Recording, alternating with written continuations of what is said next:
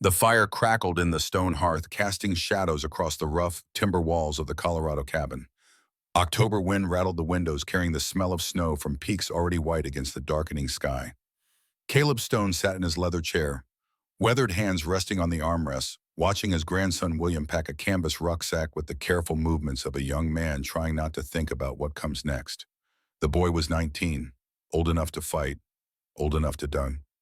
Caleb was 82, old enough to remember when he believed the same thing about himself. William folded a wool shirt and placed it in the bag. His hands trembled slightly, not from cold, from the weight of the train ticket in his breast pocket. 3rd Infantry Division, sailing for France in 6 days. The Great War had been grinding through Europe for 4 years, chewing up a generation of young men, and now it wanted William too. "Grandpa," the boy said, not looking up from his packing. "Did you ever, when you went to war, were you scared?" Caleb studied his grandson's face. Strong jaw, clear eyes, Martha Stone's cheekbones. The old man reached beside his chair and lifted a leather-bound journal. It's covered dark with age and oil from countless hands. He set it on the table between them with a soft thud. "Grandson, son," Caleb said, his voice still mountain strong despite the years. "War will ask you to kill, but the real question is this. What are you willing to die for?" William looked at the journal, then at his grandfather. "That's not an answer. It's the only answer that matters." Caleb opened the journal to the first page. Ink faded but legible. A woman's handwriting. September 15th, 1885. "Before you go to that battlefield, I need to tell you about the day I learned that sometimes the most important fights don't happen where you expect them." The wind gusted harder. Somewhere in the darkness, a coyote called. "It started," Caleb said, "the day 4 nuns ran into my valley carrying the truth in a leather satchel. And it ended with me understanding that hiding from the world isn't peace. It's just cowardice in a holy disguise." William sat down across from his grandfather, the packing forgotten. Caleb closed his eyes, and when he opened them again, he was no longer 82. He was 49, and the silence was everything. The mountains remembered silence better than most places. They held it in the spaces between trees, in the stillness of high-altitude air, in the way snow fell without sound onto granite, already ancient when the first humans walked these peaks. Caleb Stone had lived in that silence for 18 years. Not the peaceful quiet of contentment, but the hollow absence of human voice. The kind of silence that grew like ice in the cracks of a man's soul, until there was nothing left but the cold. September morning, 1885. Altitude 9,200 feet. The sun came over the eastern ridge and turned the valley gold, touching the tops of the ponderosa pines before reaching down to where Caleb's cabin sat in a clearing he had carved from wilderness with his own hands. 20 feet by 20 feet of hand-hewn cedar logs, chinked with mud and moss, a stone fireplace that drew clean, windows shuttered against winter, a door that locked from the inside, a tomb he had built for himself while still breathing. Caleb woke at 4:30, same as every morning. The routine was armor against thinking, against remembering. He dressed in buckskin worn soft as cloth, pulled on boots he had made himself from elk hide, checked his weapons. The Sharp's .50 caliber rifle hung above the mantel, its octagonal barrel catching the first light. The Colt Peacemaker rested in its holster on the peg by the door. The Bowie knife rode on his belt, its blade 12 inches of folded steel that could skin an elk or kill a man with equal efficiency. He had not spoken to another human being in 18 years. Outside, the air tasted of pine resin and coming snow. His 2 horses, a bay mare and a dun gelding, nickered softly from the corral. They were the only creatures that heard his voice anymore. Even then, he used it sparingly. A click of the tongue, a low whistle. Words felt foreign in his mouth like stones he had swallowed and never quite learned to digest. The trap line ran 6 miles in a rough circuit through the high country. Marten and beaver, mostly some fox when winter came hard. He checked each set with methodical care, reset the springs, noted the tracks. Elk had passed through during the night. A mountain lion had marked territory on a lightning-struck pine. The forest spoke to him in ways human language never had. By noon, he was back at the cabin, skinning 3 marten and 1 beaver. His hands moved with practiced precision. Pelt stretched on the frame, meat set aside for smoking. Nothing wasted. This was survival distilled to its essence. Kill, preserve, endure. He worked in silence, but the silence was never truly empty. Voices echoed there, always the same voices. Ellen, his wife, laughing at something he could no longer remember. The sound of her skirts swishing across the Kansas prairie grass. The way she hummed while cooking. The fever had taken her in 3 days. Diphtheria. A mercy the doctor had said that she went before their son. Thomas, 7 years old, eyes like his mother's, voice like a bird's call. The boy had lasted 5 days. Caleb had been out hunting. Came back to a cold cabin and two bodies already stiff. Had to break the ground with a pickaxe because it was frozen. Buried them on a hill where the sun rose first. And then 1 month later, the telegram. Your mother, Martha Stone, died September 10th, 1869. Come home to Colorado. He had gone. Found more graves, more questions with no answers. The sheriff called it an accident, a spooked horse, a tragic fall. But Caleb had found the bullet hole in the cabin door frame, had seen the bloodstains the rain had not quite washed away, had noted the fresh earth behind the old mission church where someone had been digging. His mother had been murdered, and he had done nothing.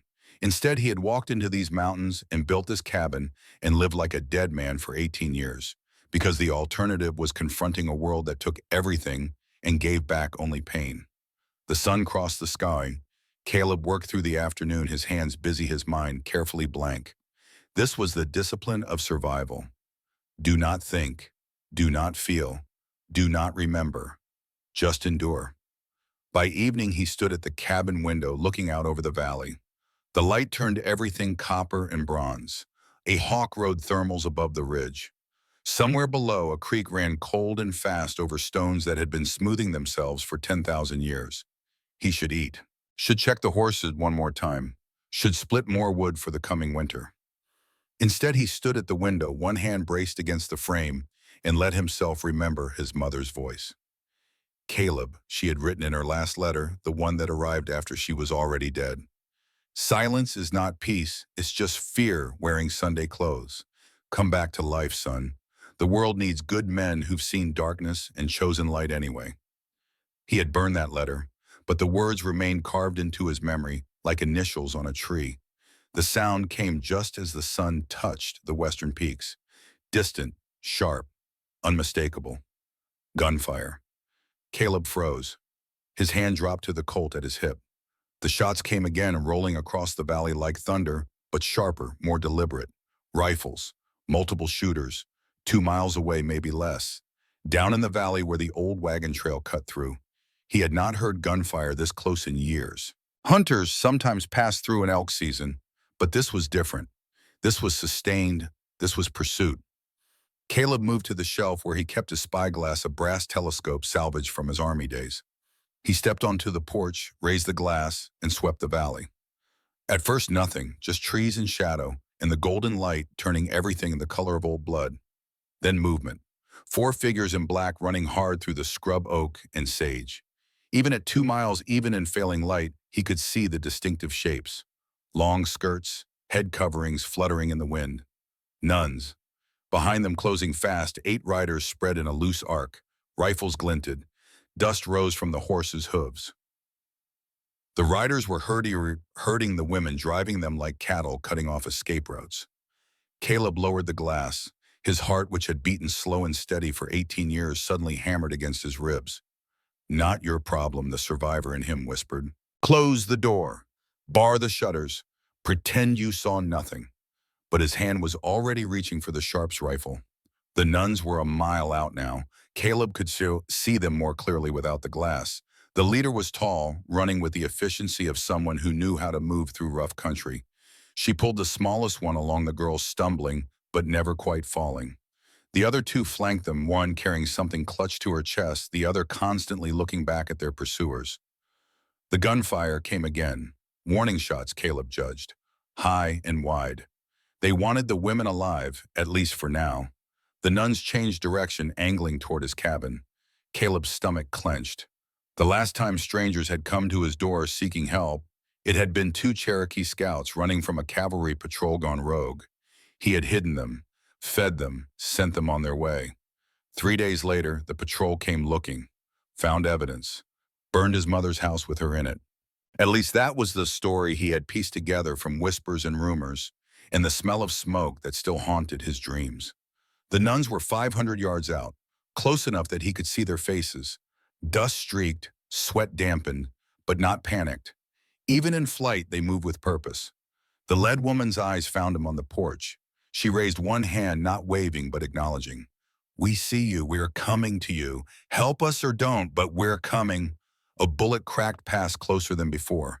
It hit the trunk of a pine 30 yards from the cabin, sending bark flying. The smallest nun cried out but didn't stop running. Caleb made his decision. He opened the door and stepped inside, leaving it unbarred behind him. They reached the porch, gasping, stumbling, falling against the railing and each other. The tall one got her breath first. She looked at Caleb with gray eyes that held no begging, only a stark assessment of whether he was worth the risk they were taking by trusting him. "Please," she said. Her voice carried an Irish lilt softened by years but still there. "They're hunting us." "Why?" Caleb's voice cracked on the single word. "Rust and disuse." The sound of it startled him. A bullet splintered the porch railing. Wood fragments struck Caleb's cheek, drawing blood. The smallest nun screamed.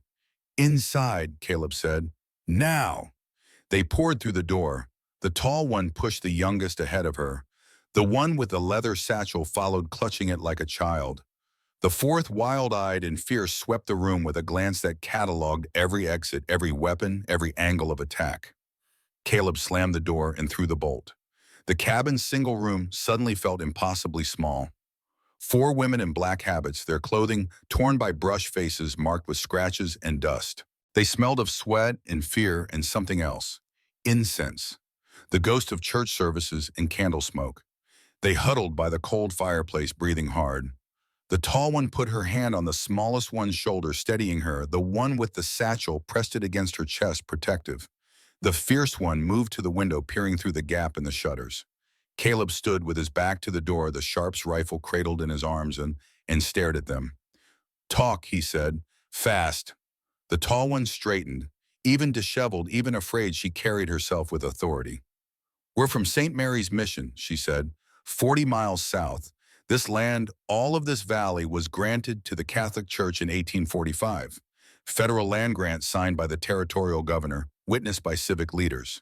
She nodded at the woman with the satchel.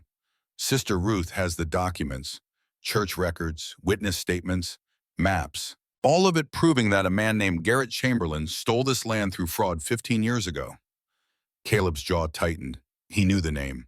Everyone in Colorado knew the name.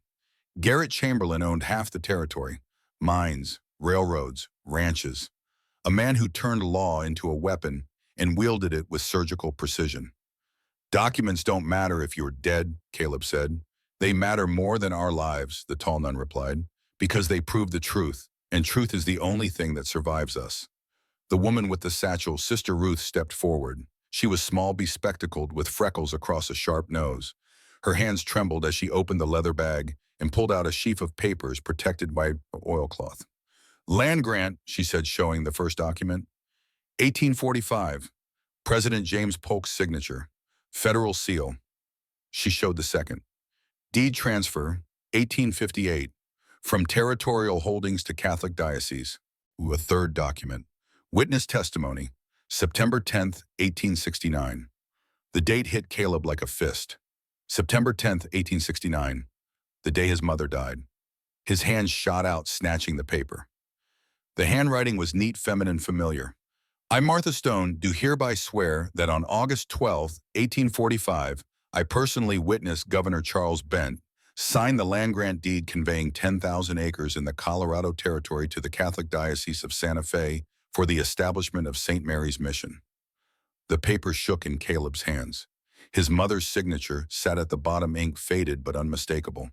The tall nun watched him. "She was your mother, wasn't she, Caleb Stone?" He looked up. "How do you know my name?" "She spoke of you before she died, said you were an Army scout, said you were strong, said you were good, said if we could find you, you'd help."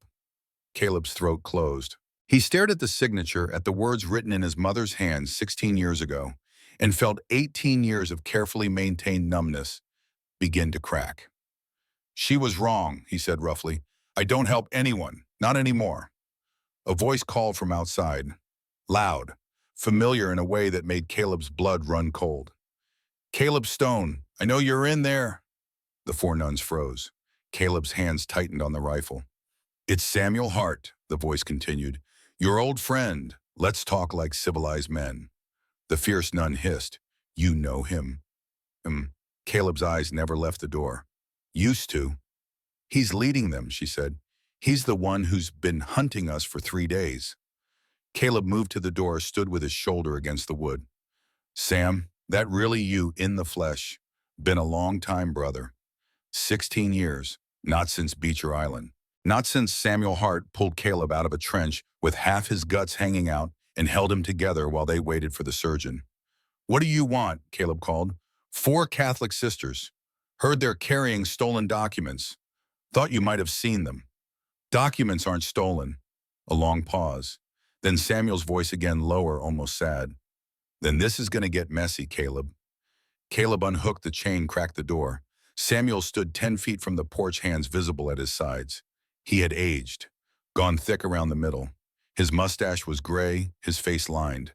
But those eyes, blue and sharp, were the same ones that had watched Caleb's back through a dozen firefights.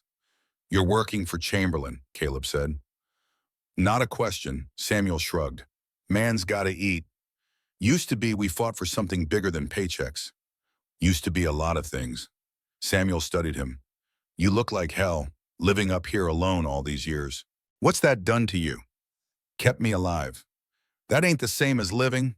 Samuel glanced at the cabin. Those women in there with you. Caleb didn't answer. Samuel sighed. I saved your life at Beecher Island.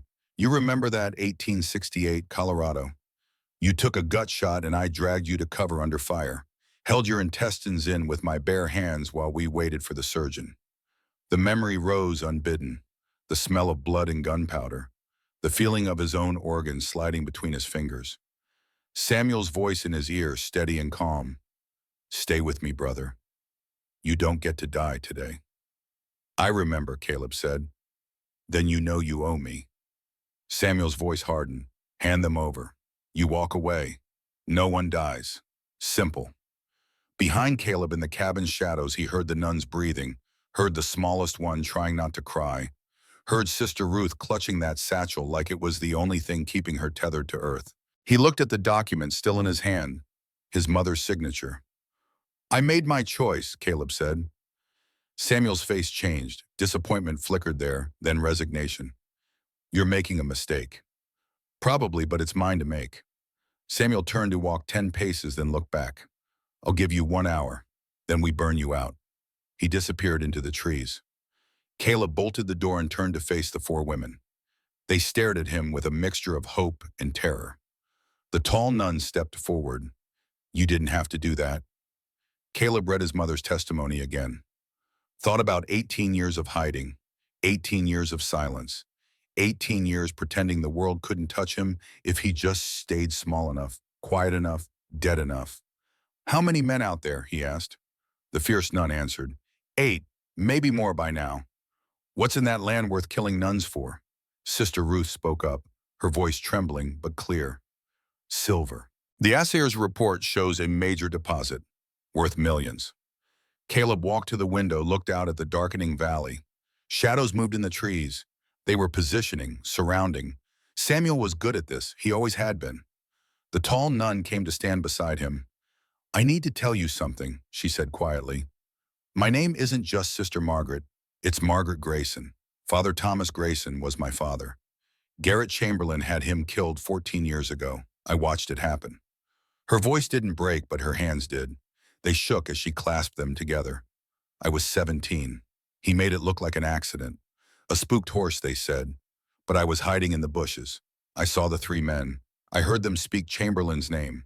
I found my father's body, and I found his diary, and I've spent 14 years in the convent waiting for the moment when I could make his death mean something. She looked at Caleb with those gray eyes. Your mother was his closest friend. She helped baptize me when I was an infant. She knew the truth and she tried to testify, and they killed her for it. Sister Margaret's voice dropped to a whisper. We're not strangers, Mr. Stone. Our family's blood is in this same soil. Caleb felt something shift inside him. A tectonic movement. The ground he had stood on for 18 years suddenly uncertain. He looked at the four of them. Sister Margaret tall and fierce and carrying her father's death like a banner. Sister Ruth small and scholarly and clutching truth like a weapon.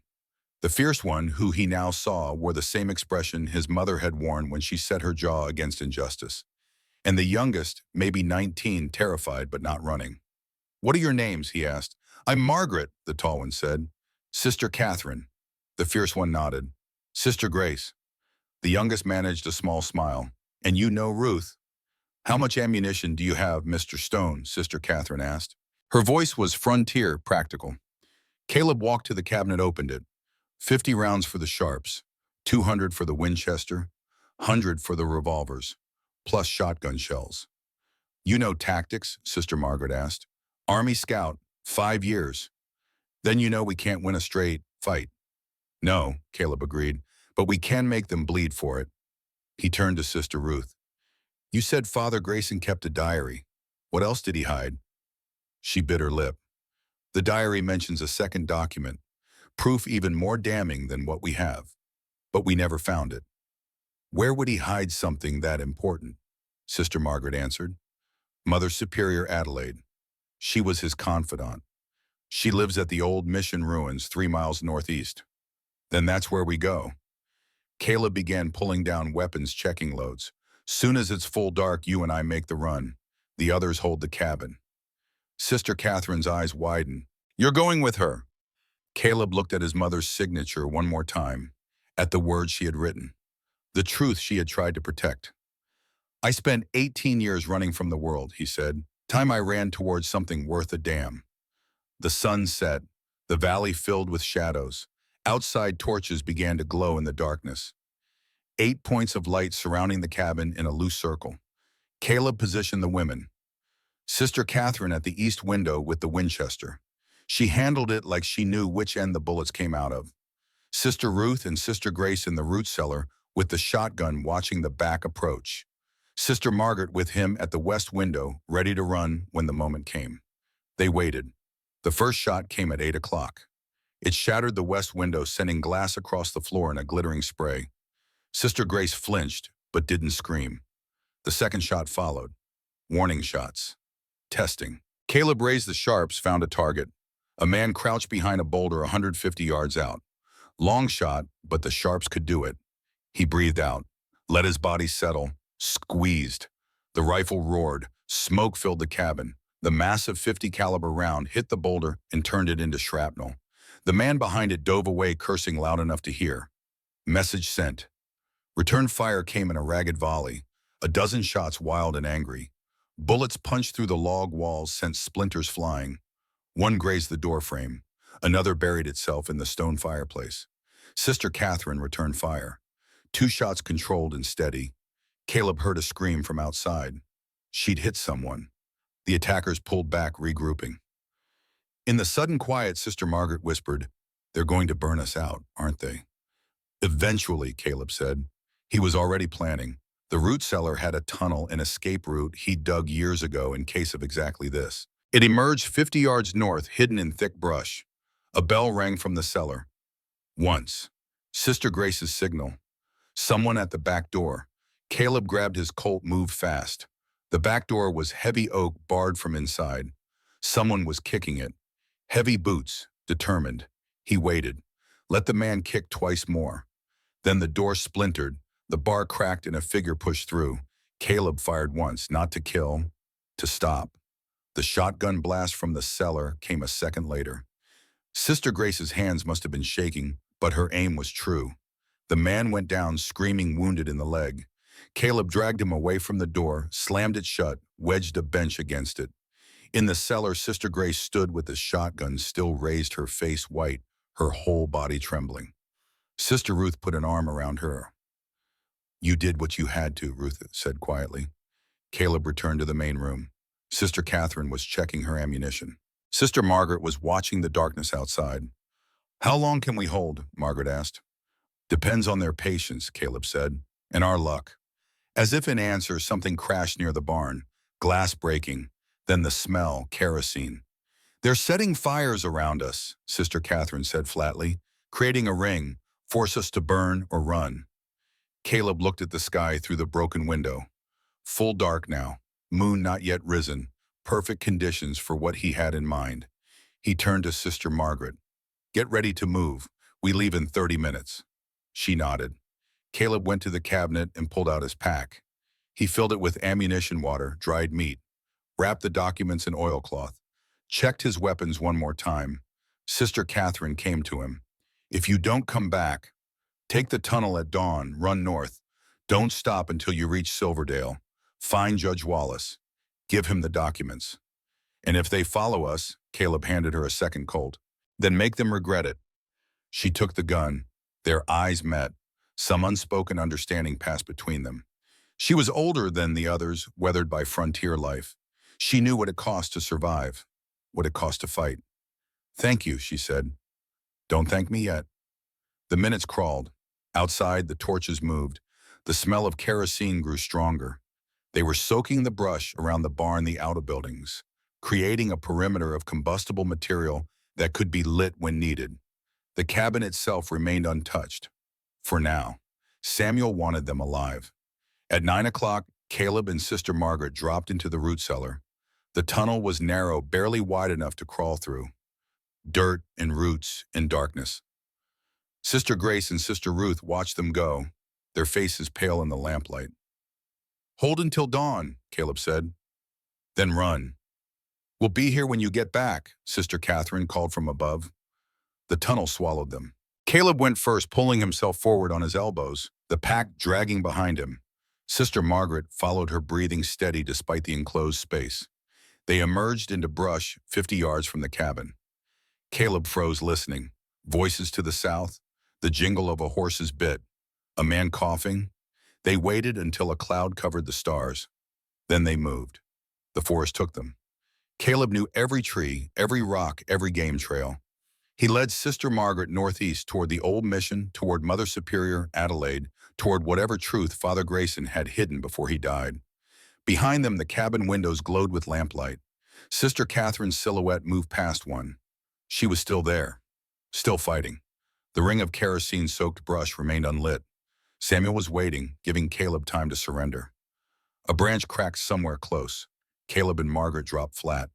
A rider passed 20 feet away, heading toward the cabin. He was singing quietly to himself, unaware. They waited until he was gone.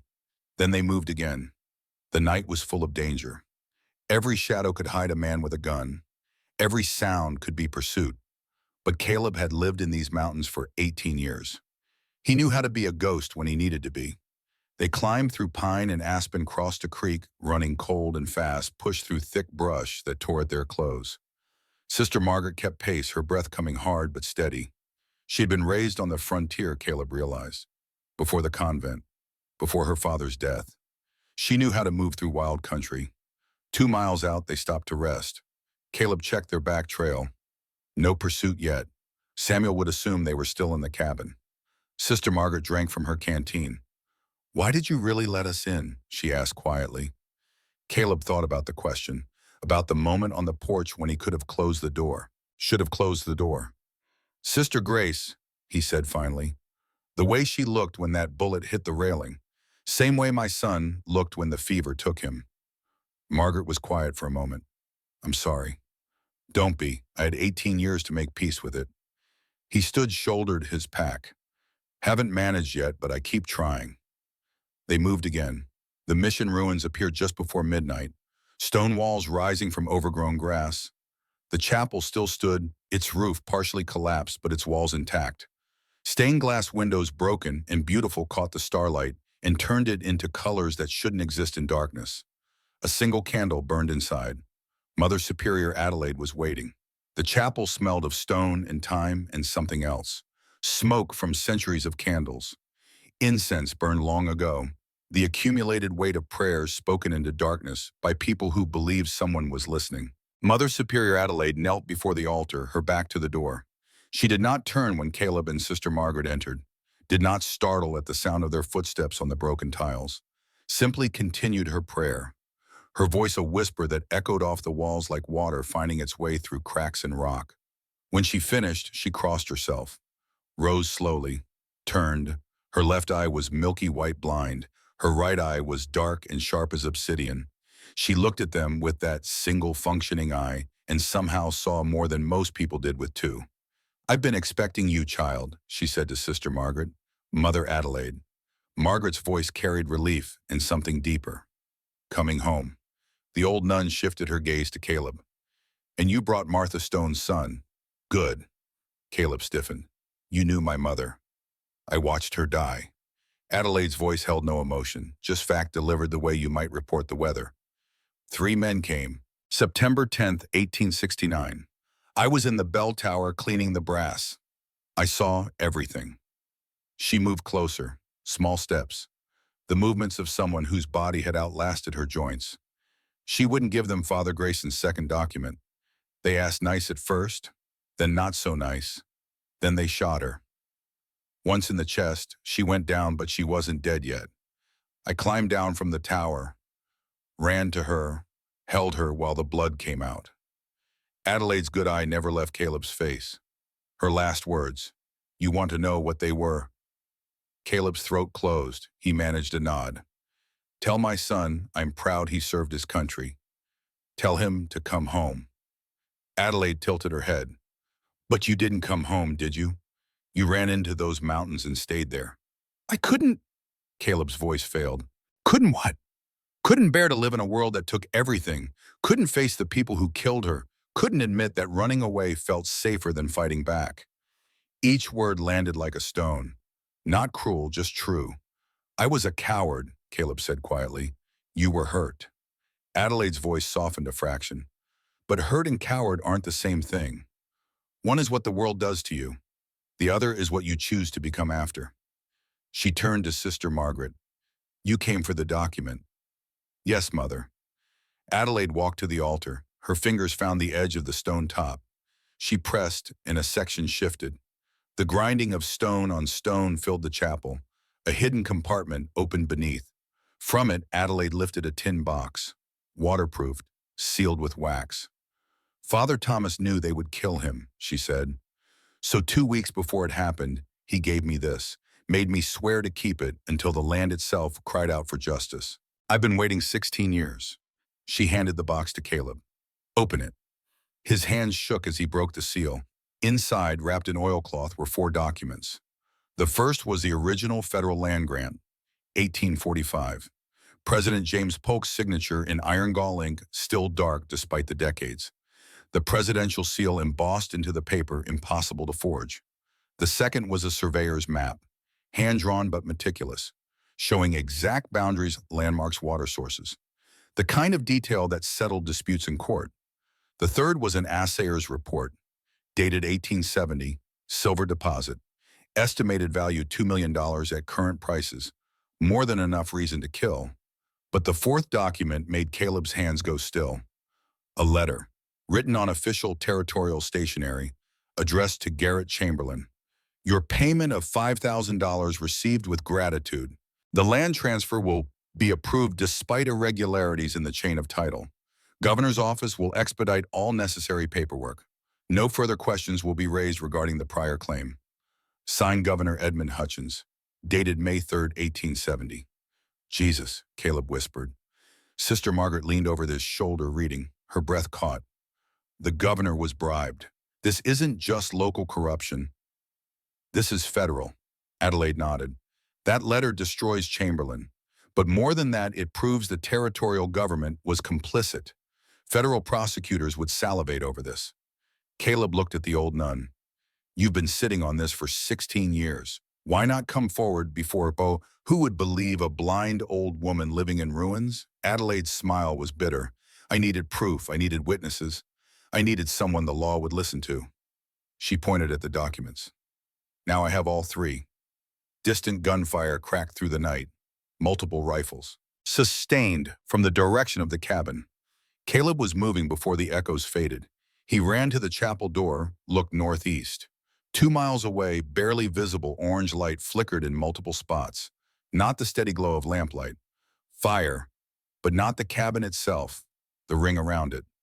"They're lighting the perimeter," he said. His voice came out flat, controlled. "Trying to smoke them out or force a surrender." Sister Margaret grabbed his arm. "Sister Catherine, Ruth, Grace, they're still there. They know to use the tunnel if it gets too hot." But even as Caleb said it, doubt gnawed at him. What if Samuel had found the tunnel? What if they were trapped? Adelaide's voice cut through his spiral. "The dead are dead, boy. You can't change that. But those three are alive right now. Keep them that way." Caleb looked at the documents in his hands, at the proof that could destroy Chamberlain, at the truth his mother had died protecting. "We have to get back," Sister Margaret said. "No."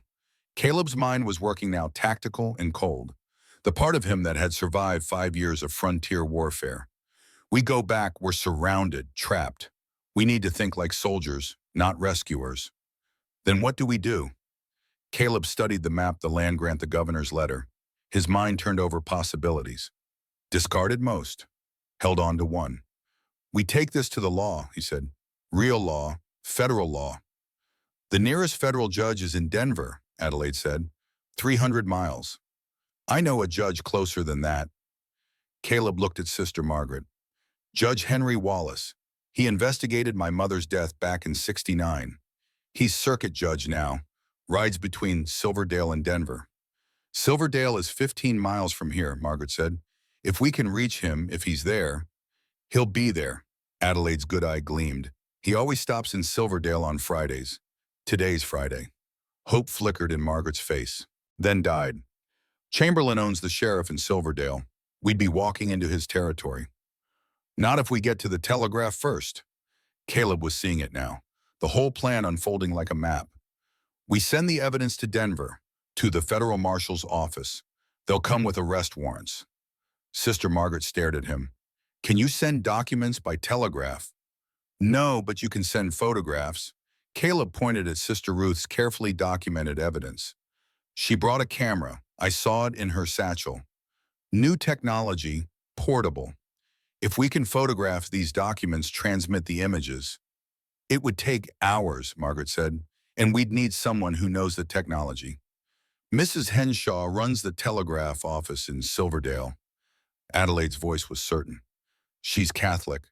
Lost her husband to one of Chamberlain's mine collapses. She'd help." The gunfire from the cabin intensified, a prolonged exchange, then silence. Caleb made his decision. "We run for Silverdale. We send the evidence. We bring the law down on Chamberlain before he can kill anyone else." "What about the sisters at your cabin?" Margaret asked. "They're smart. They'll use the tunnel when the fire gets close enough. We'll meet them in Silverdale." He looked at Adelaide. "Can you make it 15 miles?" The old nun laughed. It was a sound like wind through dried bones. "Boy, I walked 30 miles in a blizzard when I was 70. I can manage 15 on a clear night." "Then we move now." They left the chapel. The stars were hard and bright overhead. No moon yet. The darkness was absolute between the trees, but Caleb knew these mountains by feel. He led them northeast away from his burning perimeter, away from Samuel's men toward the town and the telegraph in the slim chance of survival. The terrain was brutal, steep climbs followed by steeper descents, creek crossings where the water ran fast enough to sweep a person away, deadfall and loose rock, and 1,000 ways to break an ankle in the dark. Adelaide kept pace. Caleb kept glancing back, expecting her to falter. But the old nun moved with the certainty of someone who had walked mountain trails before there were trails. She used a walking stick cut from a pine branch, planted it with each step, and simply refused to slow down. Sister Margaret moved beside him, silent and focused. Once she stumbled on a root. Caleb caught her elbow, steadied her. She nodded thanks and kept moving. They had covered maybe 3 miles when voices drifted through the trees ahead. Men. 2 of them. Close. Caleb raised a fist. "Stop." They froze. Margaret and Adelaide melted into the shadows like they'd been doing it their whole lives. Caleb crouched behind a fallen log, hand on his Colt. The voices grew clearer. "Going soft. Should have burned them out hours ago. Chamberlain wants them alive. Make an example. Screw that. I'm tired and I'm cold and I want to go home. Let's just kill them and collect." The voices were moving. coming closer. Caleb could see the glow of their cigarettes now. 20 yards. 15. He held his breath. The two men passed within 10 feet. So close Caleb could smell tobacco smoke and whiskey and unwashed bodies. They walked right past the fallen log, arguing about pay rates and wondering whether Chamberlain would dock them if the nuns ended up dead instead of captured. Then they were gone, fading into the forest. Caleb waited a full minute before moving. When he did, Sister Margaret was right behind him. "We need to be more careful," she whispered. "We need to be faster," Caleb replied. "They're everywhere." But something one of the men had said stuck in his mind. Chamberlain wants them alive. Why dead was easier. Dead couldn't testify. Dead couldn't produce documents. Unless Chamberlain wanted a public execution, a spectacle. Hang the nuns in the town square as a warning to anyone else who might challenge his authority. The thought made Caleb's blood run cold. They pushed harder. Adelaide's breathing grew labored, but she didn't ask to rest. Sister Margaret developed a limp, but kept walking. Caleb's shoulder, grazed by a bullet earlier, throbbed with each step. The moon finally rose, a thin crescent that gave just enough light to see the trail, but not enough to feel safe. 4 miles from Silverdale, they crossed a ridge and looked down into the valley. The town was a scattering of lights, maybe 40 buildings, church spire reaching toward the stars, and in the center, barely visible, the telegraph office. "Almost there," Margaret said. Then Adelaide stopped, her head cocked, listening. "Horses," she said quietly, "behind us." Caleb heard it a second later, the sound of hooves on rock. Multiple horses, moving fast. They had been found. "Run," Caleb said. They ran. Adelaide abandoned her walking stick and moved with a speed that should have been impossible for a woman her age. Sister Margaret pulled ahead, her long legs eating distance. Caleb brought up the rear, his rifle ready. The horses were gaining. He could hear shouts now, men calling to each other, coordinating. The trail ahead forked, left toward Silverdale, right toward a narrow canyon that Caleb knew ended in a box. No way out. He made a decision that might kill them all. "Left," he shouted. "Into town. Don't stop for anything." They burst out of the tree line at a full sprint. The town was half a mile away. Open ground, no cover. Behind them, riders exploded from the forest. 5 of them, rifles out. A bullet cracked past Caleb's ear. "Faster," he yelled. Adelaide stumbled. Margaret grabbed her, kept her upright. They ran together, 2 women in black habits, moving through moonlight like shadows fleeing dawn. Caleb turned, fired twice with his Colt. Didn't aim to hit, just aimed to slow them down. The riders pulled up, regrouped, then came on harder. 200 yards to town, a second bullet hit the ground at Caleb's feet, kicking up dust. 100 yards. He could see faces in windows now. People woken by gunfire, looking out, some retreating deeper into their homes, others stepping onto porches. 50 yards. They hit the main street at a dead run. Adelaide collapsed against a water trough, gasping. Margaret bent, double hands on knees. Caleb spun to face the riders. They had stopped at the edge of town, silhouettes against the moonlight. Not advancing, not retreating. A door opened. The sheriff stepped out of his office. Sheriff Polk. Caleb knew him by reputation. Chamberlain's man, through and through. "Well, Polk said, hooking his thumbs in his belt. "What do we have here?" The riders entered the street, slow now, confident. They had their quarry cornered. Then something unexpected happened. A door opened across the street. The saloon. A woman stepped out, massive, 6 feet tall and built like a blacksmith. Big Martha O'Reilly. She took one look at the riders, at the exhausted women, at Caleb with his rifle. "What the hell is going on?" she demanded. More doors opened. The blacksmith, the shopkeeper, the doctor. People emerging into the street, woken by the commotion, curious and afraid and angry. Sheriff Polk raised his hands. "Just some fugitives. Nothing to concern yourselves with." "Fugitives." Big Martha pointed at the nuns. "Those are Catholic sisters. What crime did they commit? Praying too loud." Nervous laughter from the growing crowd. One of the riders, a hard-faced man Caleb didn't recognize, spoke up. "They stole property from Mr. Chamberlain." "What property?" someone called from the crowd. "Documents, church records." "So Chamberlain's stealing from the church now." Big Martha's voice could have cut steel.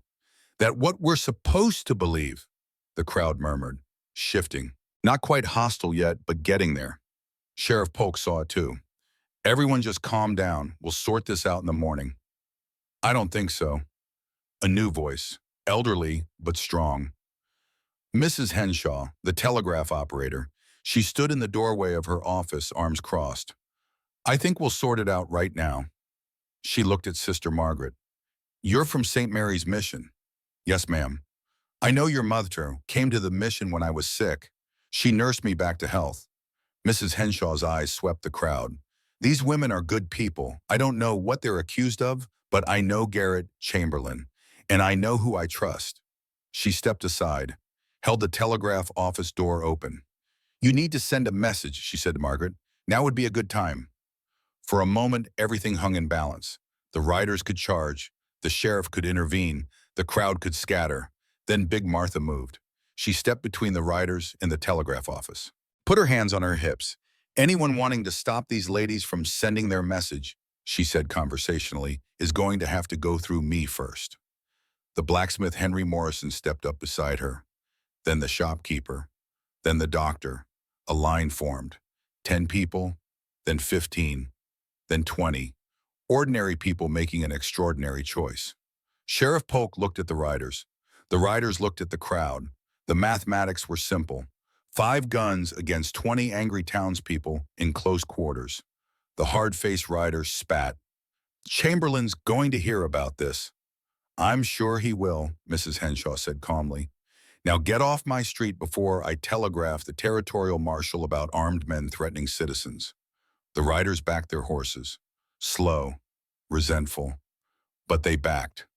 Mrs. Henshaw ushered Caleb, Margaret, and Adelaide inside. Shut the door. Locked it. The telegraph office was small, cluttered with equipment. The walls covered in maps and wanted posters and notices about train schedules. You have documents that need sending, Mrs. Henshaw said. Not a question. Sister Margaret pulled out the oilcloth bundle, laid the documents on the desk under the lamp. Mrs. Henshaw studied them. Her face went very still.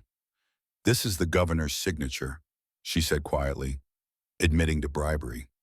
Can you send it? Caleb asked. I can photograph it. There's new technology. Telegraph companies have been testing image transmission. It's slow, it's expensive, but it works. She looked at him. Who are you sending it to? Judge Henry Wallace, federal circuit judge. He should be in Denver. Mrs. Henshaw nodded, moved to her equipment. Her hands flew over the keys, sending the initial message. They waited. 5 minutes. 10. Then the machine chattered to life. Wallace, here, stop. Send evidence. Stop, marshal standing by. Stop. Mrs. Henshaw looked at them. This is going to take hours. You should rest. We can't rest, Sister Margaret said. Chamberlain will send more men. As if summoned by her words, hoofbeats sounded outside. Heavy. Multiple horses. Caleb moved to the window. His heart sank. 40 riders, maybe more, surrounding the telegraph office. And in the lead on a pure black stallion sat a man in an expensive coat. Well-groomed, distinguished. Garrett Chamberlain had arrived. The oil baron dismounted with the ease of someone who had never questioned his right to do exactly as he pleased. He stood in the street looking at the telegraph office at the crowd of townspeople still gathered. Mrs. Henshaw, he called. His voice was cultured, Boston accent, the kind of voice that made threats sound like invitations. I believe you have some of my property in there. Mrs. Henshaw opened the window. I have 4 people seeking asylum and exercising their legal right to communicate with federal authorities. That's all I have. The documents they carry were stolen from my private files. That's a lie, Sister Margaret's voice rang out. Chamberlain's eyes found her through the window. Something flickered in his face. Recognition. Little Margaret Grayson, he said softly. All grown up, your father would be so proud. You killed my father. I have no idea what you're talking about. But Chamberlain's smile was the smile of a man who knew exactly what she was talking about and didn't care. Accidents happen on the frontier. Horses spook. People fall. Caleb stepped into view, raised his rifle, pointed it at Chamberlain's chest. My mother didn't fall, he said. She was shot 3 times while trying to testify about what you did. The street went silent. Chamberlain looked at Caleb, really looked at him, sizing him up. And you are Caleb Stone, Martha Stone's son. Something changed in Chamberlain's expression. A calculation being made. I heard you'd gone feral in the mountains, living like an animal. And now here you are pointing a gun at a respected businessman in front of half the town. He gestured at the crowd. These good people should know. Do you have any proof of these wind accusations? Caleb's finger tightened on the trigger. Mrs. Henshaw's hand fell on his shoulder. Gentle but firm. We have proof, she called out. The documents are being transmitted to Judge Wallace right now. He'll have them within hours. Chamberlain's face went pale, just for a second. Then the mask of civility returned. I see. Well then, I suppose we'll wait for the judge's response. He remounted his horse. I have 40 men. You have, 20 shopkeepers and a telegraph operator. I could take that office in 5 minutes. Big Martha stepped forward. You could try. But then you'd all be witnesses to murder, Mrs. Henshaw said, and Judge Wallace would have those photographs, and you'd hang. Chamberlain's jaw tightened. He wasn't used to being cornered. Wasn't used to people saying no. This isn't over, he said. No, Caleb agreed. It's not. Chamberlain wheeled his horse, rode to the edge of town. His men followed. But they didn't leave. They set up camp, built fires, made it clear they were staying. The siege had begun. Inside the telegraph office, Mrs. Henshaw worked through the night. The equipment clicked and hummed. Slowly, painfully, the documents were photographed and transmitted, line by line, image by image. The technology was new, experimental, but it worked. By dawn, Judge Wallace had everything. His response came at 6 in the morning. Evidence received, stop arrest warrants issued, stop. Federal marshals departing Denver. Now stop, ETA, 12-hour. Hours stop, hold position, stop. Do not engage, stop. Wallace stop, 12 hours. They had to hold for 12 hours. Caleb looked out the window. Chamberlain's camp had grown. 60 men now, maybe 70, all armed, all waiting. The town had mobilized. Big Martha had organized defensive positions. The blacksmith had passed out weapons. The doctor had set up a medical station in the church basement.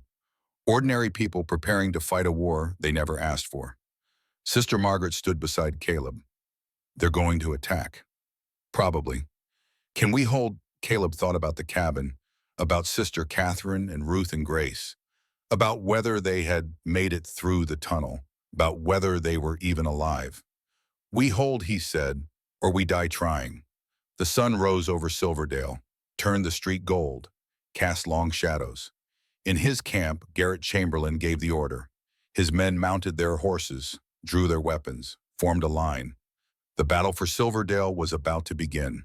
The first assault came at 7 in the morning. Chamberlain's men charged from 3 directions, east, west, south, 40 riders moving in coordinated waves designed to overwhelm and break resistance through sheer numbers and firepower.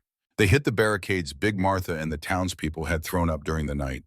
Overturned wagons, stacked barrels, furniture dragged from homes and shops. Not military fortifications, just desperate improvisation. But they held. The defenders fired from windows, from rooftops, from behind cover, ragged volleys, uncoordinated. The shooting of shopkeepers and farmers who had maybe hunted deer but never men. Their aim was poor, their discipline non-existent. But there were enough of them. 2 of Chamberlain's riders went down in the first minute. Horses screaming, men cursing. The charge broke against the barricades like a wave against stone. Caleb fired from the telegraph office window. The sharps boomed. A rider 200 yards out grabbed his shoulder and wheeled his horse away. Not dead, but hurt enough to reconsider. Sister Margaret reloaded beside him, her hands steady despite never having done this before. She passed him cartridges, kept count of their ammunition, watched the street with eyes that had learned to calculate angles and distance in the past 6 hours. The attackers pulled back, regrouped. Chamberlain sat his horse at the edge of town watching, calculating. He had numbers, but the defenders had something he didn't expect. Commitment born of rage. These were people he had cheated, threatened, exploited. A man whose brother died in a mine collapse because Chamberlain skimped on safety. A woman whose husband was beaten for organizing workers. A shopkeeper who paid protection money for years while watching his profits disappear into Chamberlain's pockets. Every bullet they fired carried years of accumulated grievance. The second assault came at 9 o'clock. Chamberlain changed tactics, no frontal charge this time. His men dismounted, used cover, advanced building by building. Professional, disciplined, dangerous. They got within 50 yards of the telegraph office before the blacksmith Henry Morrison stood up from behind a water trough and fired a shotgun loaded with nails and scrap metal. The blast was devastating at close range. 3 men went down screaming. The advance stalled. Inside the telegraph office, Mrs. Henshaw worked at her station. The equipment clicked steadily. She was sending updates to Judge Wallace, reporting casualties, requesting immediate assistance. The response came back.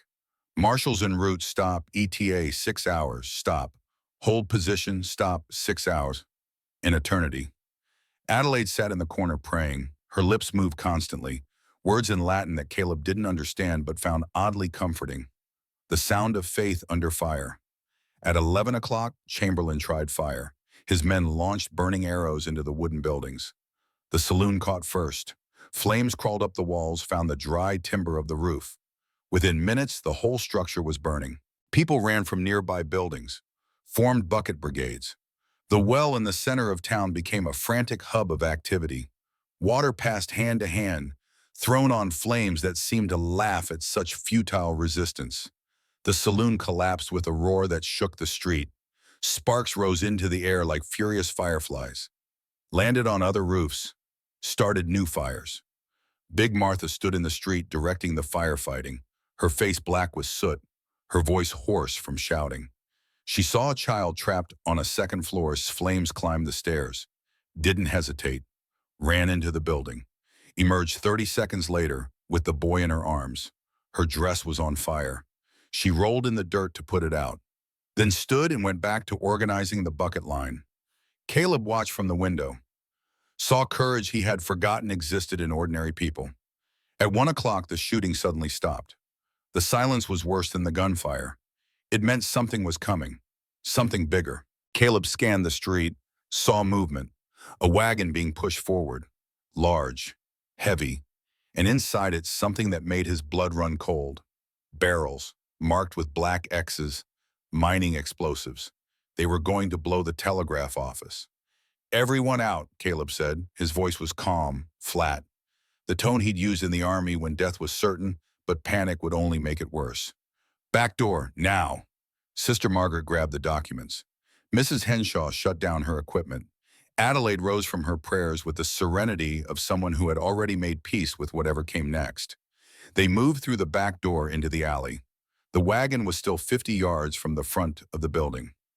Men pushing it forward while others provided covering fire. Caleb raised his rifle, aimed at the barrels. From this angle, this distance, it was an impossible shot. The Sharps was accurate, but not that accurate. Not with people running and smoke obscuring his view, and his hands shaking from exhaustion. He breathed out, let his body settle into the familiar geometry of bullet and target and hope. Squeezed the trigger. The Sharps roared. For a heartbeat, nothing happened. Then the world exploded. The wagon disintegrated. The blast was enormous. A column of fire and smoke rose into the sky. The concussion wave blew out every window within 100 yards. Men flew backward like leaves in a storm. The ground shook. When the smoke cleared, there was a crater in the street 20 feet across. Chamberlain's men broke. Not a retreat, a rout. They ran for their horses, abandoned positions. Some didn't even look back, just ran. The townspeople cheered, a ragged sound, half triumph, half disbelief that they were still alive. But Caleb knew better. This wasn't over. Chamberlain still sat his horse at the edge of town, still had 30 men. And he had the look of a man who had just decided that if he couldn't win, he'd burn everything to ash out of spite. Then dust rose on the eastern road. Riders, 20 of them, moving fast. For a terrible moment, Caleb thought it was reinforcements for Chamberlain. Then he saw the badges, federal marshals, led by a man with a gray beard and a face carved from granite. Judge Henry Wallace had arrived. The judge rode into Silverdale like vengeance given form. He was 64 years old, had spent 30 years on the frontier bench, had seen every kind of evil men could devise, and still believed in the possibility of justice. He reined his horse between Chamberlain's men and the town, raised one hand, his voice carried despite the chaos. Cease fire, federal authority. Anyone who fires another shot will be charged with assault on federal officers. Chamberlain urged his horse forward. Judge Wallace, this is a private dispute. You have no jurisdiction here. Wallace's face could have been stone. When it involves federal land fraud and conspiracy to commit murder, I have all the jurisdiction I need. He pulled a document from his coat. I have arrest warrants signed by the territorial marshal, based on evidence transmitted by telegraph this morning. He looked directly at Chamberlain. Garrett Chamberlain, you are under arrest for bribery of federal officials, fraud, conspiracy to commit murder, and violations of the Federal Land Grant Act of 1846. Chamberlain's face went white, then red. You can't do this. I have rights. I have lawyers. You do, and you'll have a fair trial. Wallace gestured to his marshals. Take him. 3 marshals moved forward. Chamberlain's remaining men looked at each other, looked at the federal badges, at the Winchesters the marshals carried, did the math. One by one they dropped their weapons. But 5 men didn't. 5 loyalists who had been with Chamberlain from the beginning. Who knew that if he went down, they'd hang beside him? They drew their guns. The firefight lasted 10 seconds. The marshals had better training, better position, better discipline. When it ended, 3 of the loyalists were dead. 2 were wounded. The marshals had 1 man grazed across the arm. Chamberlain sat frozen on his horse, watching his empire collapse in real time. A marshal pulled him down, cuffed his hands, read the charges in a voice loud enough for everyone to hear. The town erupted in cheers. Mrs. Henshaw stepped forward. Judge Wallace, there's someone you should meet. She gestured to Caleb, Martha Stone's son. Wallace turned. His eyes widened slightly. Caleb Stone, I investigated your mother's death 16 years ago. Couldn't prove it was murder. Didn't have enough evidence. Caleb met his gaze. You have it now. Wallace nodded slowly. That I do. A marshal approached. Sir, we have a situation at the Stone cabin. 3 women, nuns. They say they're witnesses. Sister Margaret gasped. They made it out. They're alive? Caleb asked. Very much so. One of them, Sister Catherine, is holding off what's left of Chamberlain's men single-handed. She's got a Winchester and appears to know how to use it. Despite everything, Caleb smiled. Another marshal rode up, leading a horse. On it sat a small girl, maybe 10 years old. Blonde hair, blue eyes wide with fear and hope. A man broke from the crowd, not running at the marshals, running toward the girl. Samuel Hart, he was 41, looked 50, face lined with guilt and sleepless nights. But the moment he saw Emma, the years fell away.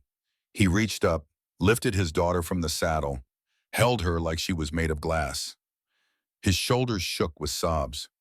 Emma, he whispered. Emma, I'm so sorry. The girl clung to him. Papa, you came back. Wallace watched this. His expression softened slightly, then hardened again as he looked at Samuel. Samuel Hart, you have a choice to make. You can run, or you can stand trial and tell the truth about what Chamberlain forced you to do. Samuel looked up. His face was a ruin of tears and hope. I'll testify. I'll tell everything. Just let me keep my daughter. That'll be up to the court. Wallace's voice wasn't unkind, but cooperation will be noted. He turned to Caleb and Sister Margaret. You two and Mother Adelaide, I'll need full statements. Everything you know, everything you can prove. His eyes were sharp. We're going to destroy Chamberlain. But I need you to help me do it right. 6 weeks later, Denver Federal Courthouse, November 1885. The courtroom was packed. 200 people crammed into a space designed for half that, press from 5 states. Spectators who had traveled for days just to watch. This wasn't just a trial, it was theater. It was history. It was the moment when ordinary people saw that even the most powerful men could be brought to account. Caleb sat in the front row, uncomfortable in a suit borrowed from the blacksmith, his beard trimmed, hair cut, looking more like the soldier he'd once been than the hermit he'd become. Beside him, Sister Margaret sat in fresh habit. Sister Catherine and Sister Ruth flanked her. Sister Grace sat on the other side of Caleb, her hand occasionally finding his arm when the testimony got too difficult to hear alone. The prosecution was led by attorney Jonathan Pierce, 42 years old, Boston educated, had come west believing in justice and stayed despite the cost. This was his moment, the case he'd been building toward for a decade. Chamberlain sat at the defense table, still well-dressed, still composed, but the mask was cracking. His lawyers, expensive men from Denver and San Francisco, looked nervous. They knew what evidence the prosecution had. They tried to get it suppressed, failed. Judge Wallace presided. He had recused himself from ruling, but sat as witness to the proceedings. The actual judge was a stern woman from Washington, Judge Martha Blackwell, who had a reputation for intolerance of theatrics and absolute devotion to law. Pierce stood. The prosecution called Sister Margaret Brennan. Margaret rose, walked to the stand, placed her hand on the Bible, swore to tell the truth. Pierce's questioning was methodical, building the story brick by brick. Sister Margaret, please tell the court your birth name. Margaret Grayson. And your father's name? Father Thomas Grayson, Catholic priest, assigned to St. Mary's Mission in 1865. When did you last see your father alive? Margaret's voice stayed steady. September 20th, 1871. I was 17 years old. Please describe what happened. She did. Every detail. The three men on horses. Her father's horse suddenly spooked. The way he fell, the way she hid in the bushes. The conversation she overheard. Did you hear any names spoken? Yes, Garrett Chamberlain. The courtroom murmured. Judge Blackwell's gavel came down. Order. The defense attorney, a silver-haired man named Eldridge, stood for cross-examination. His strategy was clear. Discredit the witness. Miss Grayson, you were 17, traumatized, hiding. How can you be certain of what you heard? Margaret looked at him. Her gray eyes never wavered. I can be certain because I've spent 14 years remembering every second, because I entered the convent the next month and spent every day since praying for the strength to bear witness when the time came. Because some memories don't fade, they burn. Her voice carried across the courtroom, quiet, powerful, unshakable. Every night for 14 years, I've closed my eyes and seen those three men, heard their voices, heard them say, Chamberlain will pay well for this. I was 17. I was terrified, but I wasn't deaf. And I wasn't imagining things. Eldridge tried again. Isn't it possible you misheard, that the name you heard wasn't Chamberlain but something similar? No, how can you be so sure? Because one of the men repeated it. Chamberlain wants this done clean. No witnesses. Those were his exact words. Margaret's hands gripped the rail of the witness box. I've carried those words for 14 years, waiting for this moment. So no, I did not mishear. I did not imagine it, and I will never forget it. The jury was riveted. Even Eldridge looked shaken. He had nothing more. Margaret stepped down. The prosecution called Sister Ruth Anderson. Ruth presented the documents, explained chain of custody, described how Father Grayson had hidden them with Mother Adelaide, how they'd been preserved for 16 years. She was calm, precise, unshakable. When Eldridge tried to suggest the documents could be forged, she pulled out a magnifying glass and showed the jury the presidential seal. This is embossed into the paper, she explained.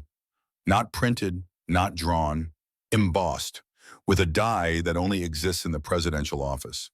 The technique hasn't been used since 1860. To forge this, you would need access to original government dies from 40 years ago. She explained the specific paper stock used by the territorial government, detailed the ink composition that couldn't be replicated. These documents are authentic, she said flatly. I've compared them against exemplars in the territorial archive. They match perfectly. Paper stock, ink, handwriting, government seals, everything. She looked directly at the jury. I'm a scholar. I've spent my adult life working with historical documents. These are real, and they prove that Garrett Chamberlain stole land that belonged to the Catholic Church through bribery and fraud. The jury looked convinced. The next day, Mother Adelaide testified. She was 76, blind in one eye, moved slowly to the stand. But when she spoke, her voice filled the courtroom. I watched Martha Stone die, she said. September 10th, 1869. Three men came to her home. They wanted the documents Father Grayson had left. She refused. They shot her. 3 times. I heard the shots from the bell tower. I climbed down. I held her while she bled out. Did she say anything before she died? Pierce asked gently. Yes. Adelaide's good eye found Caleb in the crowd. She said, tell my son I'm proud he served his country. Tell him to come home. Her voice didn't waver. It took him 16 years, but he came home. The courtroom was silent. Several jurors were crying. Pierce let the moment breathe. Then, Mother Adelaide, why didn't you come forward with this information before now? Who would believe a blind old woman living in ruins? Adelaide's voice was matter of fact. I had no proof, no witnesses, just my word against a rich man's lawyers. So I waited 16 years, waited for the right moment, the right people, the right time. She looked at Chamberlain. Truth doesn't expire, Mr. Chamberlain. It just waits for its day in court. The defense couldn't touch her. Every attempt at cross-examination made Eldridge look like he was bullying a blind elderly nun. He gave up after 5 questions. On the third day, Samuel Hart testified. He walked to the stand like a man going to the gallows. Emma sat in the front row watching her mother with eyes that held equal parts love and fear. Pierce was gentle but thorough. Mr. Hart, please describe your relationship with Garrett Chamberlain. Samuel's voice was rough. I was his enforcer. For 5 years, he paid me to intimidate people, to threaten them, to hurt them if threats didn't work. Did you ever kill for him? No, but I came close. Samuel looked at his hands. I'm not proud of what I did. Why did you do it? My wife died in childbirth, left me with Emma. I was broke, desperate. Chamberlain offered good money. I told myself I was doing it for my daughter. Truth is, I was doing it because I was too much of a coward to find honest work. Pierce pulled out a document. Mr. Hart, please identify this letter. Samuel read it. His face went gray. This is from Chamberlain to me, dated 6 months ago. It says that Emma is being held at his ranch as insurance. That if I don't complete the job of retrieving the church documents, she'll have an accident. He was blackmailing you through your daughter. Yes. The courtroom exploded. Judge Blackwell's gavel worked overtime. Pierce waited for silence. Then, Mr. Hart, what changed? Why are you testifying now? Samuel looked at Emma. Because my daughter deserves a father who tells the truth. Even when it's hard. Even when it costs everything. His voice broke. I did terrible things, but I won't compound them by lying. Garrett Chamberlain is a murderer. He killed Father Grayson. He killed Martha Stone. He threatened to kill my little girl, and he would have killed those 4 nuns if Caleb Stone hadn't stopped him. Eldridge tried to salvage it. Mr. Hart, you're a confessed criminal. You've admitted to assault, to intimidation. Why should this jury believe anything you say? Samuel looked at him. Because I'm done lying. Because my daughter is watching. Because I want her to grow up knowing her father told the truth when it mattered, even if it cost him everything. He looked at the jury. I'm guilty, I know that, and I'll accept whatever punishment comes. But Chamberlain is guiltier, and if my testimony helps put him away, then maybe, just maybe, I can give my daughter a reason to be proud of me again. On the 4th day Caleb testified, he told them about his mother, about finding her body, about the investigation that went nowhere because Chamberlain owned the sheriff, about 18 years in the mountains while justice rotted. Pierce showed him the documents. Is this your mother's signature? Yes. How can you be certain? Because I still have letters she wrote me when I was in the army. The handwriting matches. The phrasing matches. This is her testimony. Written 2 days before she was murdered. Caleb's voice was quiet, but it carried. She knew they were coming for her. She wrote this testimony anyway. Because truth mattered more than safety. She died protecting these documents. I won't dishonor that by staying silent. Eldridge's cross-examination was brutal. Mr. Stone, you lived as a hermit for 18 years. You spoke to no one. Some might say you went mad. How can we trust the testimony of a man who abandoned society? Caleb's voice was quiet, but it carried. I didn't abandon society. I hid from it. There's a difference. One is a choice, the other is cowardice. I was a coward. But 4 women taught me that truth matters more than fear. So I'm here, telling the truth, whether you believe it or not. He looked at the jury. My mother died protecting truth. For 18 years, I dishonored her memory by hiding. I won't make that mistake again. The prosecution rested. The defense called Chamberlain. He took the stand in an expensive suit, composed, confident, the mask of civilization firmly in place. He denied everything. The bribery, the murders, the land fraud, all of it. Pierce's cross-examination was surgical. Mr. Chamberlain, do you recognize this signature? He held up the governor's letter. It appears to be Governor Hutchins' signature. And this notation about receiving $5,000. I can't speak to the governor's private correspondence. Pierce smiled. It wasn't friendly. Mr. Chamberlain, we've subpoenaed your bank records. They show a withdrawal of $5,000 on May 2nd, 1870. One day before this letter was written. Where did that money go? Chamberlain's composure slipped, just for a second. I don't recall. You don't recall a withdrawal of $5,000? That's equivalent to $100,000 today. It was 15 years ago. The bank has records. So does the territorial treasury. They match. $5,000 withdrawn from your account. $5,000 deposited into an account held by Edmund Hutchins, same day. The courtroom was silent. Pierce continued. We've also obtained the surveyor's report you commissioned in 1870. The one that estimated silver deposits on the St. Mary's Mission land at $2 million. That's why you wanted the land, not for ranching, for mining. He pulled out another document, and we have testimony from 3 of your former employees, men who participated in the intimidation campaign against anyone who questioned your land claims, men who are willing to testify in exchange for reduced sentences. Chamberlain's lawyer objected. The judge overruled. Pierce leaned in. Did you order the deaths of Father Thomas Grayson and Martha Stone? No. Did you bribe Governor Hutchins? No. Did you hold Emma Hart against her will, as leverage against her father? She was a guest. Pierce turned to the jury. Emma Hart is 10 years old. She will testify that she was locked in a room for 6 months, that she was told if her father failed to complete his assignments, she would be hurt, that she cried herself to sleep every night. He looked back at Chamberlain. Does that sound like a guess to you? Chamberlain had no answer. The defense rested. The jury deliberated for 4 hours. When they returned, the foreman stood. On the count of bribery of a federal official, how do you find we're guilty? On the count of conspiracy to commit murder in the death of Father Thomas Grayson, guilty.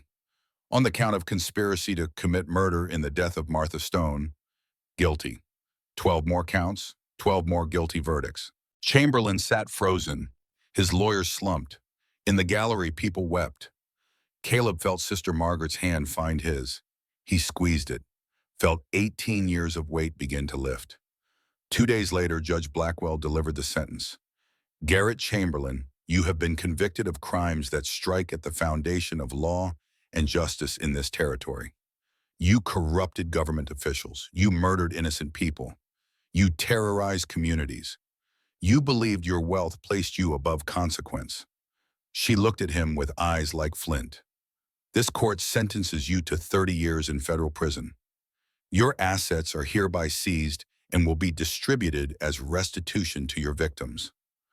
The land grant to St. Mary's Mission is restored in full with an additional $50,000 in damages. She brought down the gavel. Justice is served. 1 year later, fall 1886, the mission rose from the ground like a promise kept. New chapel, stone and timber, built by townspeople who donated labor because they wanted to, because they'd seen what happened when good people did nothing, because Sister Margaret had shown them that faith without works was just noise. The walls were thick, the roof solid, stained glass windows donated by Big Martha, whose saloon had been rebuilt bigger and better. A bell tower that could be heard for miles. 60 children attended the school. A dozen nuns had come from other missions to help. Sister Ruth ran a library with 2,000 books. Sister Grace operated a medical clinic that served anyone who needed it regardless of ability to pay. The land stretched for miles. Protected now. Legal. Theirs. Caleb lived in a small cabin on mission property. Not hiding anymore. Not isolated. But not crowded either. He taught tracking and survival skills to anyone who wanted to learn. Hunted for the mission kitchen. Fixed things that broke. Spoke to people. Not a lot, but some. It was enough. Samuel Hart visited monthly. He was Deputy U.S. Marshal now. Judge Wallace had offered him the job after the trial, a chance at redemption through service. Emma lived with him in Denver, attended school, smiled again. The two men would sit on Caleb's porch watching the sun set over the valley and not say much. But the silence between them wasn't empty anymore. It was the silence of men who had walked through fire together and understood that some things didn't need words. One evening in October, Caleb stood at the cemetery beside the mission. 4 graves in a row. His wife Ellen, his son Thomas, his mother Martha, and now beside them a 4th stone, Father Thomas Grayson. His body had been exhumed from the dry well where it had been hidden, given proper burial. Sister Margaret had wept when they lowered the coffin, but they were good tears, the kind that washed away poison. Caleb stood before the graves with a handful of wildflowers. Ellen, Thomas, I know you're gone, but I'm living again. Found purpose in the last place I expected, helping build something good, something lasting. He placed flowers on each grave. Mama, you were right. Silence wasn't peace, but I found my voice through 4 women braver than any soldier I knew, through a town that chose right over easy, through remembering that running from pain doesn't make it smaller. It just makes you smaller. Footsteps behind him. Sister Margaret. She stood beside him, silent for a moment. Then, do you still miss them? Every day, but now I remember the love, not just the loss. They walked back to the mission together. A harvest festival was starting. Lanterns being lit, music tuning up, children running circles around adults who pretended to be annoyed but weren't. Sister Catherine was teaching a group of teenage girls to shoot, with actual rifles. The bishop had objected. She had ignored him. The girls were frontier daughters. They needed to know how to protect themselves. Sister Ruth stood on a ladder hanging a banner. Sister Grace emerged from the clinic, wiping her hands on her apron. She'd just delivered a baby, mother and child both healthy. Samuel arrived with Emma. The girl ran to Caleb, hugged him. Uncle Caleb, will you teach me tracking tomorrow? He smiled. Dawn, don't be late. As the sun set, Caleb sat on the chapel steps beside Sister Margaret. The valley spread before them. Golden light on mountains that had witnessed everything and judged nothing. You've barely rested all year, Margaret said, making up for lost time. You know you've done enough right to forgive yourself. Caleb thought about that, about 18 years of self-imposed punishment, about the moment he decided to open the door instead of hiding behind it. Getting there, he said. Margaret smiled. My father used to say grace isn't earned, it's received. I'm learning to receive it. They sat in comfortable silence. Then Sister Grace brought lemonade. The children want tomorrow's tracking lesson, and they said to stop calling you Mr. Stone. What should they call you? Caleb laughed. Actual laughter. Just Caleb. The festival continued into the night. Music and laughter and the sound of a community that had chosen to be one. 30 years passed like water over stone, smoothing rough edges, changing everything slowly. 1916, Colorado. Caleb Stone was 80 years old, white beard, leaning on a cane, but his eyes were still clear, his mind still sharp. He lived in the same small cabin, taught less now, mostly just watched the world he'd helped build continue growing without him. The mission was an institution now. 8 missions across Colorado and New Mexico, all connected. All thriving. Sister Margaret had become regional mother superior, traveled constantly, built a network of schools and hospitals and orphanages. She was 61, gray-haired, still fierce. Her book, Faith on the Frontier, was required reading in Catholic seminaries. Sister Catherine was 64, retired from daily teaching, but she still rode every morning, still taught the occasional horsemanship class. Her textbook on frontier education was used in schools across the West. Sister Grace was 49, Dr. Grace Murphy now, the first nun to earn a medical degree. She ran the mission hospital. 40 beds, 6 doctors. She trained other nuns in medicine. Her gentle spirit had been tempered by decades of frontier medicine, but never broken. Sister Ruth was 57, chief archivist for the Colorado State Historical Society. Her photography collection was museum quality. Her catalog system was used by libraries across the territory. She had never married history. She'd become it. Samuel Hart had died in 1912. Heart attack, age 68. Emma had been with him.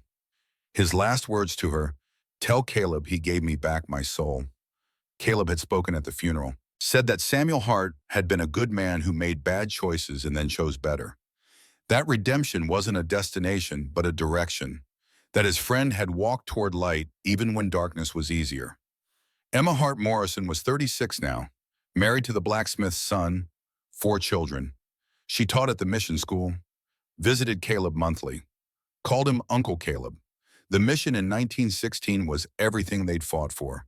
Thriving, protected, a testament to what happens when ordinary people refuse to accept injustice.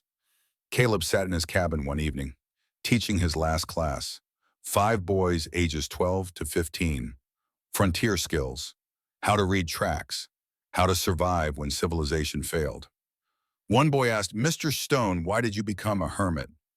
Caleb was honest. "I was running from pain, thought isolation was safety." What changed? 4 women showed me that hiding isn't living, that community heals what solitude destroys. Another boy, "Are you happy now?" Caleb thought about that, about the question he'd spent decades answering through action instead of words. Happy, no. Content, yes. Purposeful, absolutely. That's enough. Later, he walked to the cemetery, stood before the graves.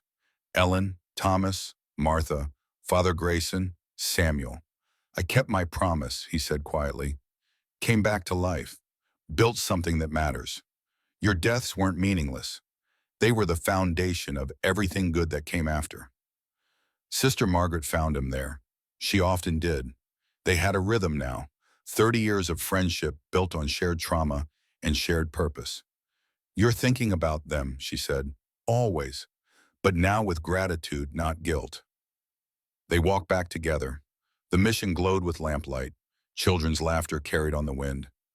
That night, there was a special mass, 30th anniversary of the trial verdict.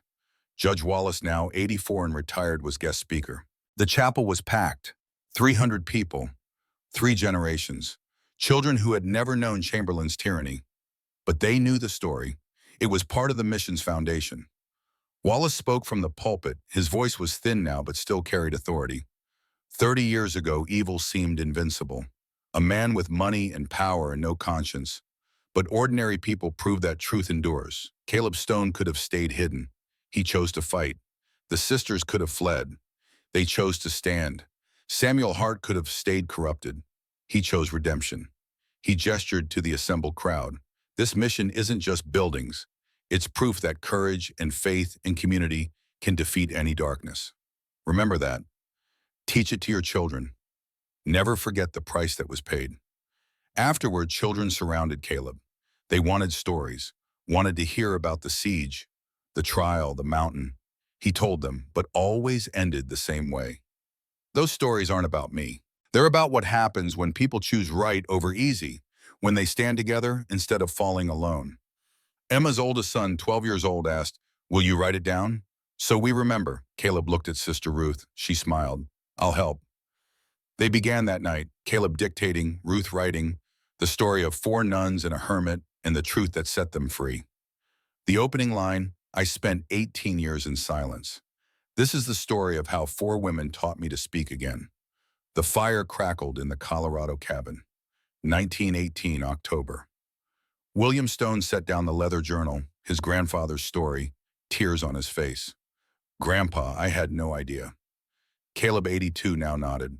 "Most people don't. We don't tell stories to brag. We tell them so wisdom doesn't die with us." William's hands shook. "What happened to everyone?" "Sister Margaret died 3 years ago. Peaceful, surrounded by her nuns. Sister Catherine is 86, still rides every morning. Sister Grace runs the hospital. Sister Ruth is finishing a comprehensive archive of the whole territory." He gestured to the photograph on the wall. 1885. Young Caleb beside four nuns. Samuel with Emma, all smiling.